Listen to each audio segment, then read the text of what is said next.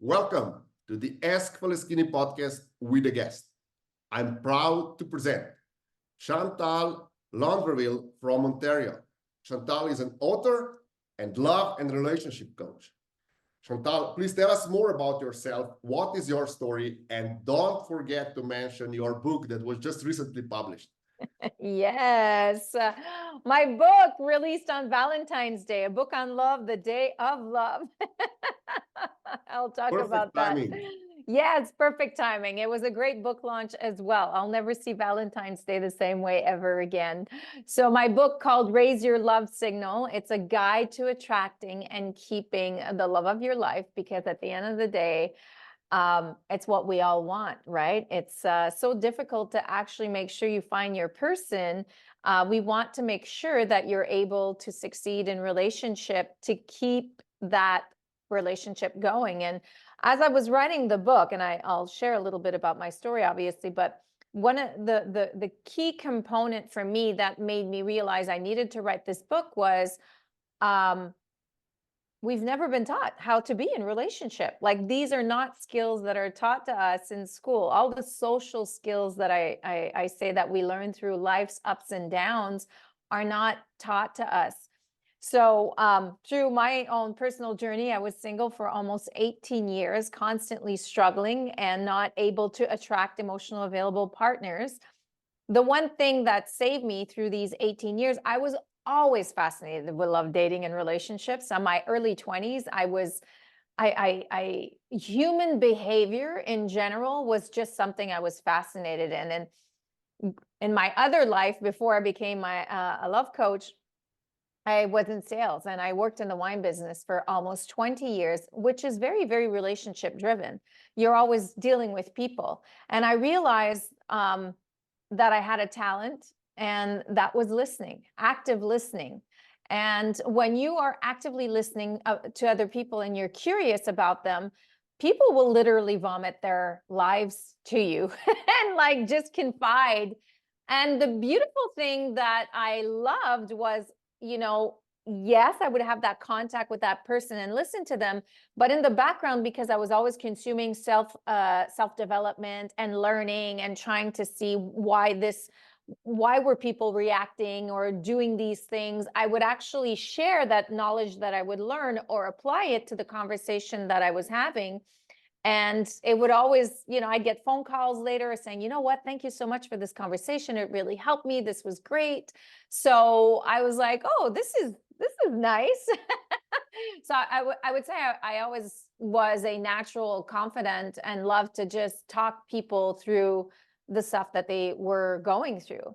So I was in a relationship very, very young, from 19 to 26, and I moved from a very, very small town to a big city because of my curiosity, because I didn't fit in the mold, because I wanted to see everything that was out there. And I met a man that was a little bit older than me, and that taught me everything about big city stuff, including culture, wine, food. So I had this admiration towards him. And then a little later on in my relationship, when I started sitting into more of who I was and in my self-confidence, I realized that this was being an issue in our relationship, where my boyfriend at the time felt that it was a competition because I had a big personality, and he saw that as an issue. And I realized, oh, this is not very healthy if I can't be with someone that doesn't really accept who I am as a person.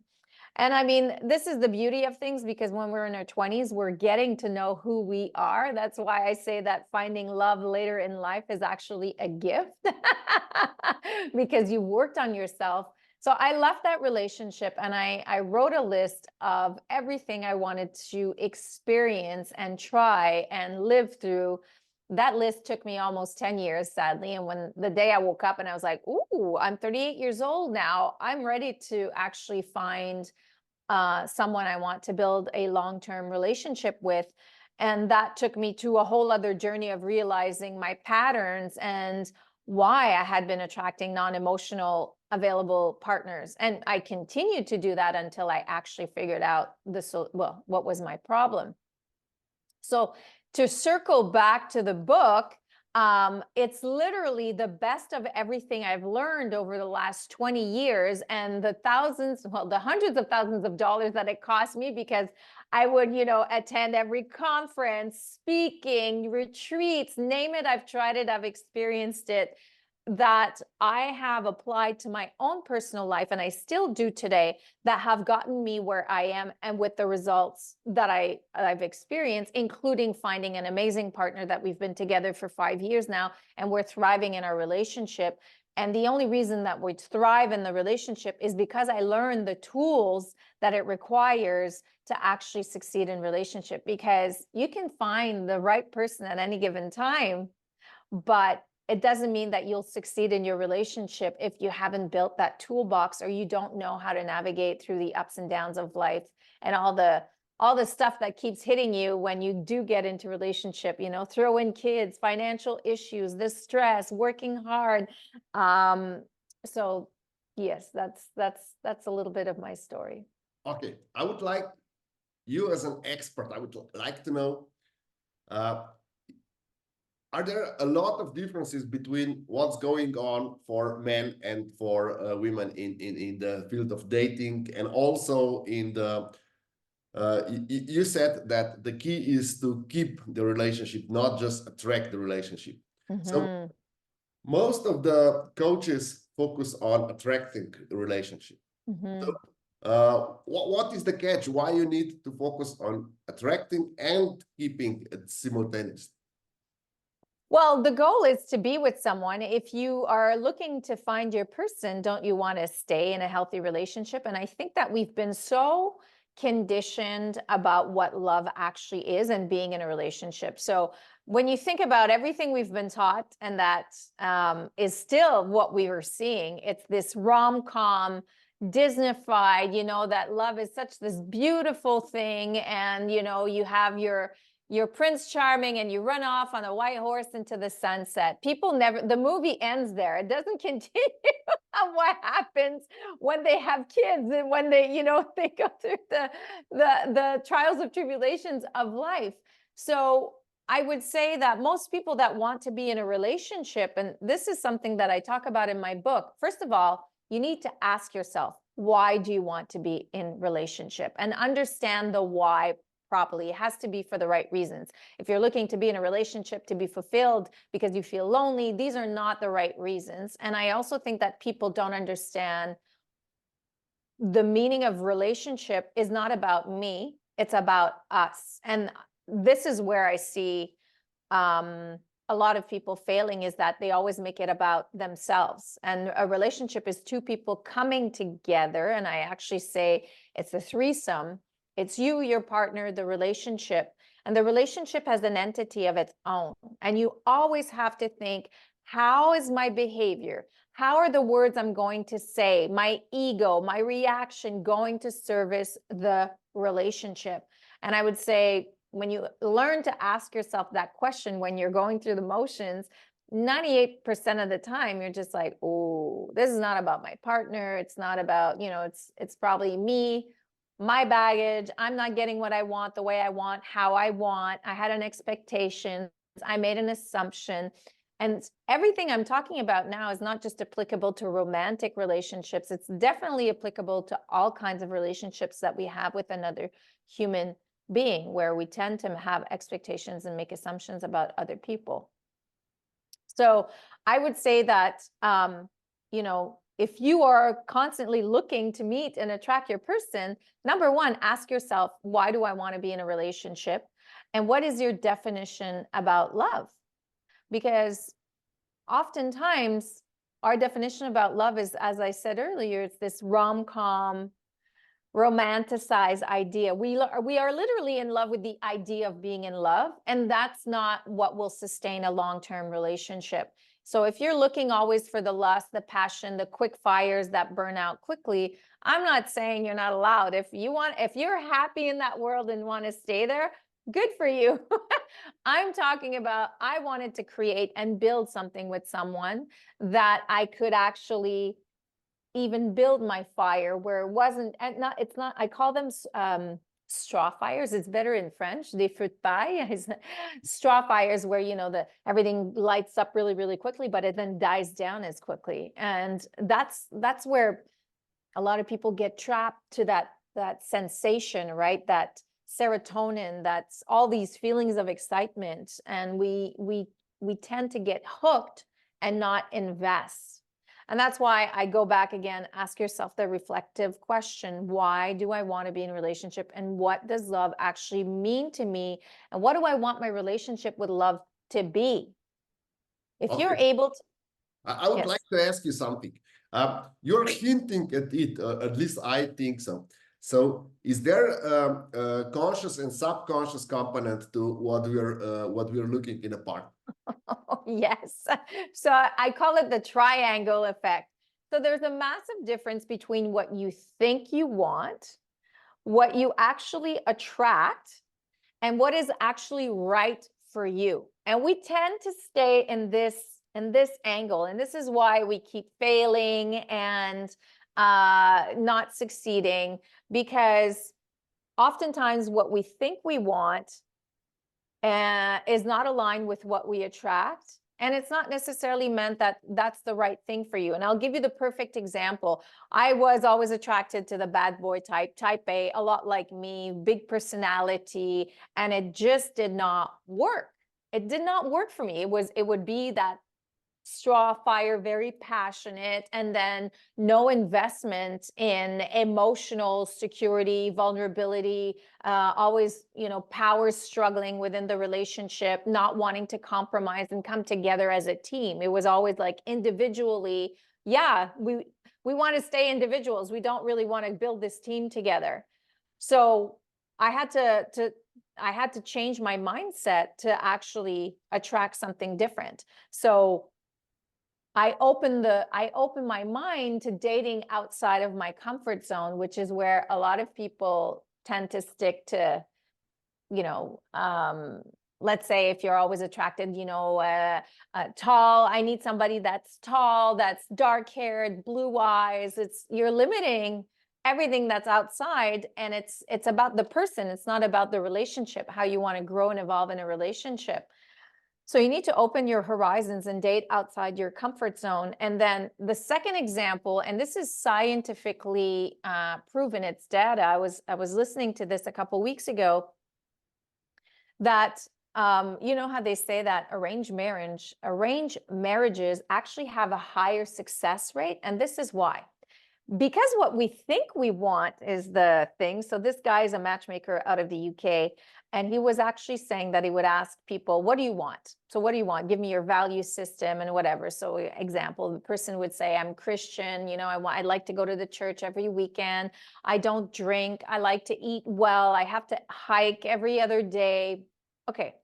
10 days later, they asked this person, so tell me about your week. How was your weekend? What did you do? Oh my God, I went on this binge drinking. I ate my sorrows away. I stayed home. I didn't do anything. So we're not aligned with what we think we want or say that we want. We don't walk the talk. Where in arranged marriages, the people that actually arrange the person for you are people that know you so well. They know you so well. So they actually arrange you with your value system. So does that make sense what I'm trying to say? Yes. Okay. Because people know, so the people that are arranging marriages know what you need and what you will be needing in a couple of years, because they have usually seniority, and they know exactly what is needed for a long-lasting relationship, and what background need to be, the bride needs to be, and what, so they check all this, so they make much better match than any dating app where you just say, okay, he needs to be 6'2" and like this sport body and Exactly. There's a chapter in the book that I talk about having that vision of what you're looking for, how important it is, and the big difference between what you think you want and what you need. Most people think, well, it happens all the time. I ask clients, do you know what you want? Absolutely. And let me tell you, in an 8 billion planet, it's funny how everybody kind of has the same description on what they're looking for. Someone fun, that's financially well off, that loves to cook, that loves to travel, but then I'm like, let's narrow it down. How do you want to grow and evolve in relationship? Not what you want from this person. And again, being in a relationship is not about you, it's about us.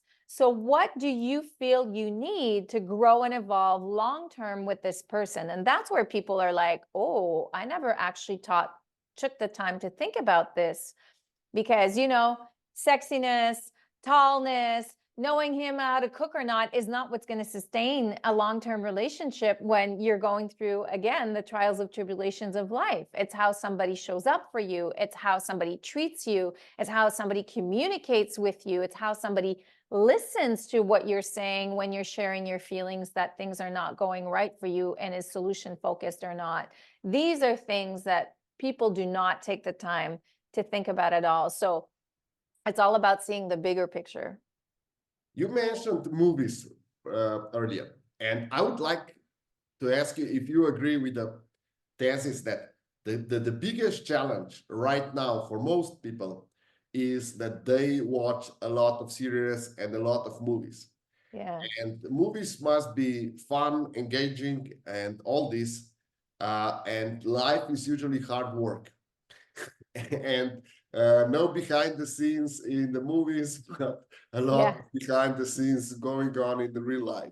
Yes. This movie narrative that people are trying to live, also huge problem in dating, because I can tell as a coach for business people, most of, let's say, under 40s, they would like to live a movie. They don't want to have a company that runs and go through all trial and tribulations, as you call it.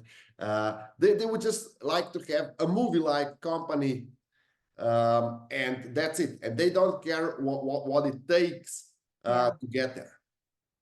Exactly. It's the same thing. Business, money, love, same thing. People want that magic blue pill to have, like, the beauty and the quick fix.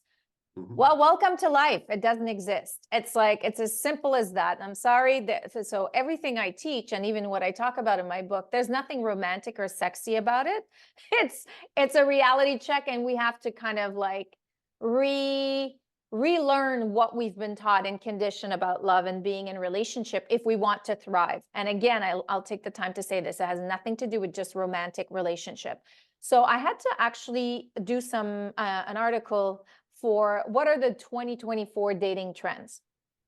And they were asking me to look into the different generations, including Gen Z, which I was like, oh my God, I need to dive here and do some serious research. And I did, and I'm happy I did, because I noticed, as different as it can be from one generation to the other, there's one common denominator, whether you're 20 years old or whether you're 75.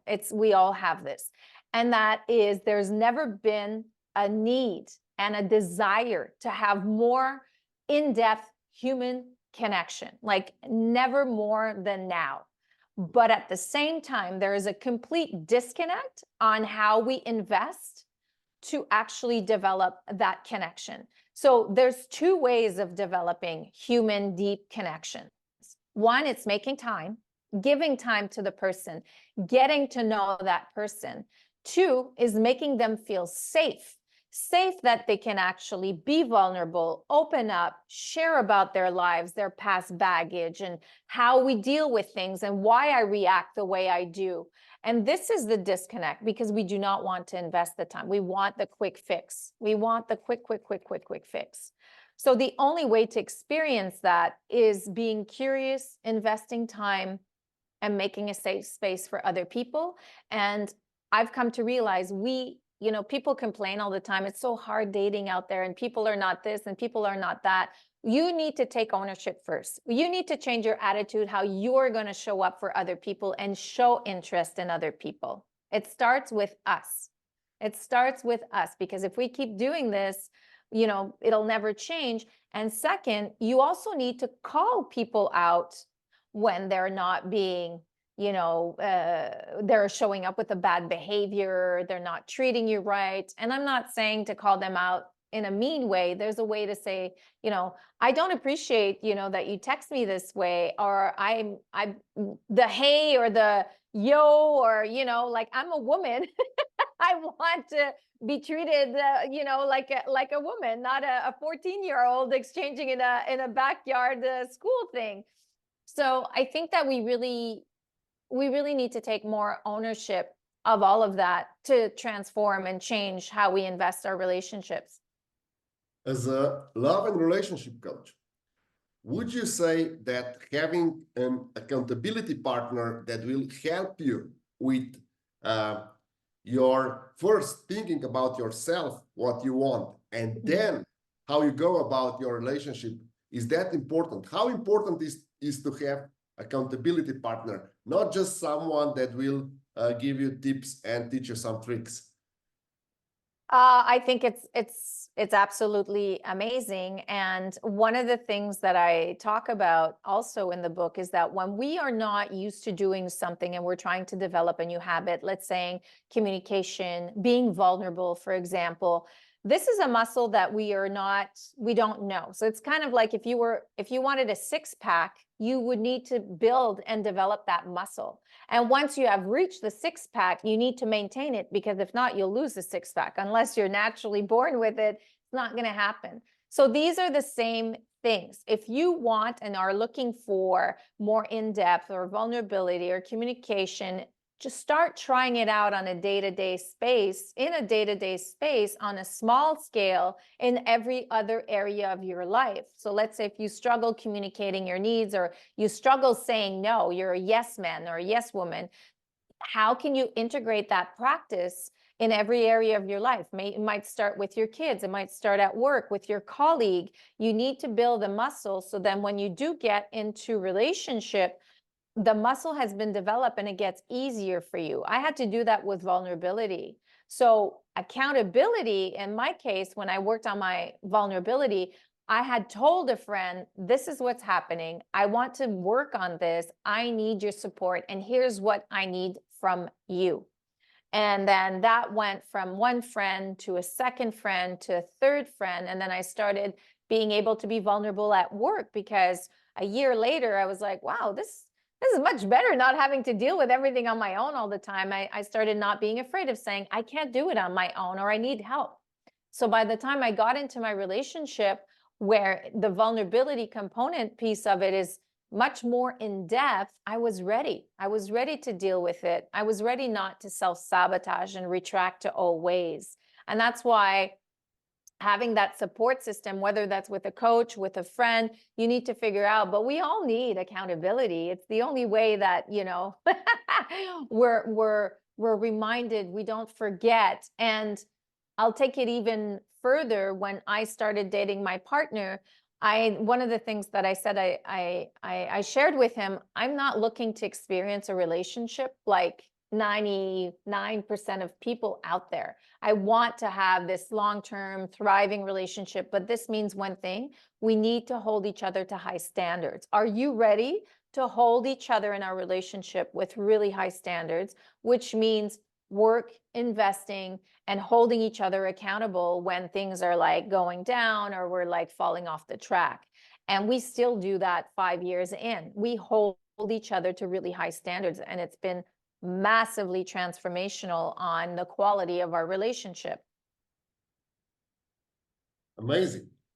I would like your insight in another topic that is dear to me and is good. So you're talking just about how people can learn about and exercise good relationship, quality relationship. Are there people that are natural talent that don't need to exercise? You mean just, can you clarify a little bit more what you're saying? Yes. Sorry. Are there people that are just, they don't need to invest a lot because they're born with being able to build a lasting relationship, and they're also accountable and they know how to do it, or they got it from home and they just want to replicate it in their own relationship. Yeah. Is there, would you estimate that there might be maybe 10% of people that are natural talent for this? What's your estimate? How do you see it? Honestly, I haven't seen, I mean, look at the examples. I can always count on the examples of great relationships on one hand. Like it's very, very minute.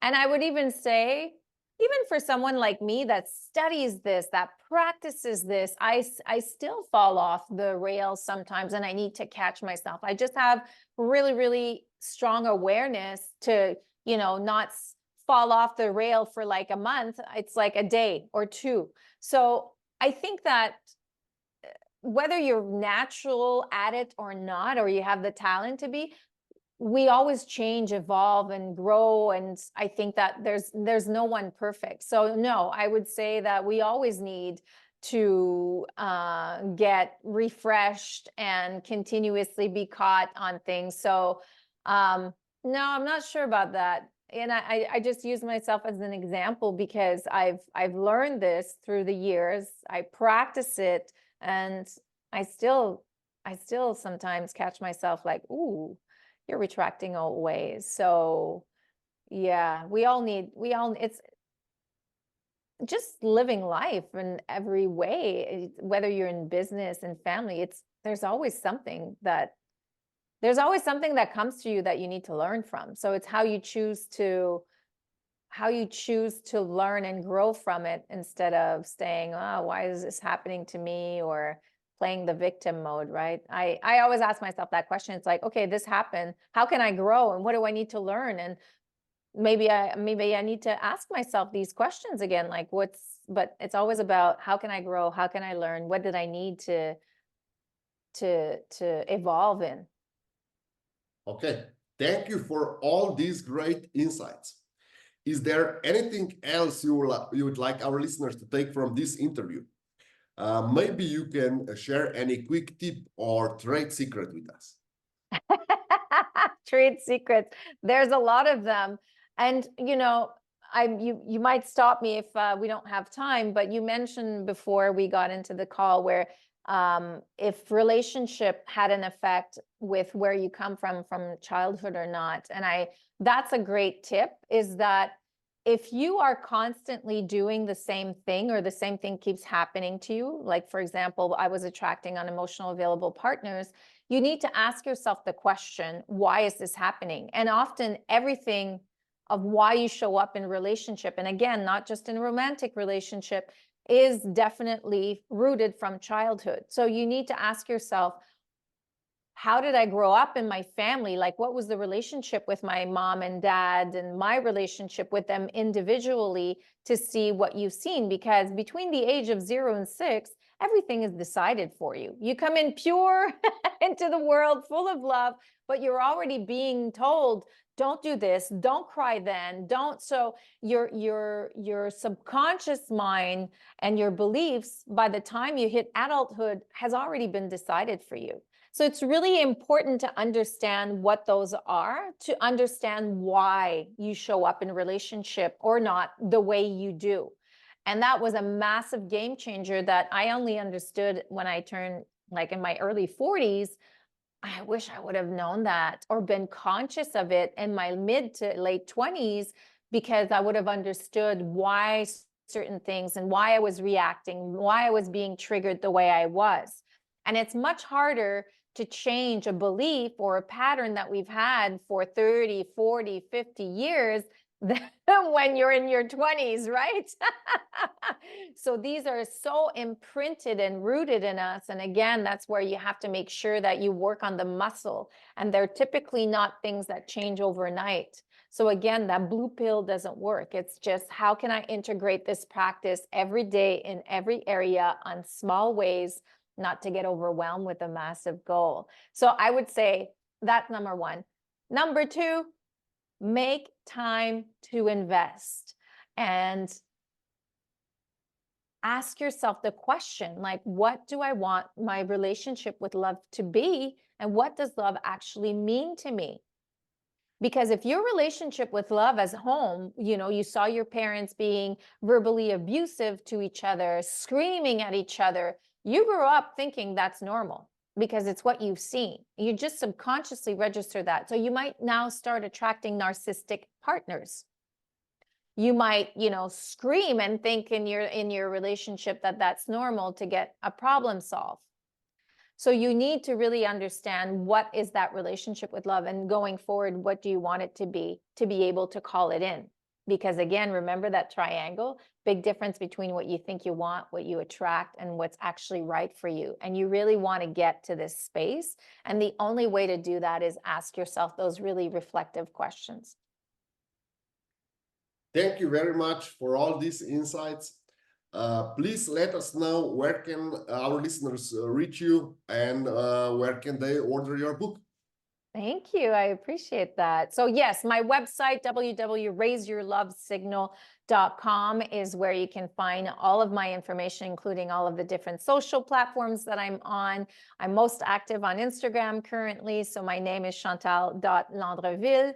You can also buy my book. There's a pop-up on the website that will come up. You can find it on Amazon and Barnes and Nobles and all the different areas. The links are there. So get the book. It's a great read. It's a short read. I wanted to create something that was small so we can reread often. It's almost what I call like a night table book. And there's some great reflective exercises in there that will help you in your journey to love, whether you're single, whether you're already in relationship, or whether you're really struggling with love with yourself, because this is a key factor to also making sure you have healthy relationships. It starts with yourself first. So I talk about all of that stuff in the book. Thank you, Chantal. Thank you for being my guest tonight. Thank you for the opportunity. I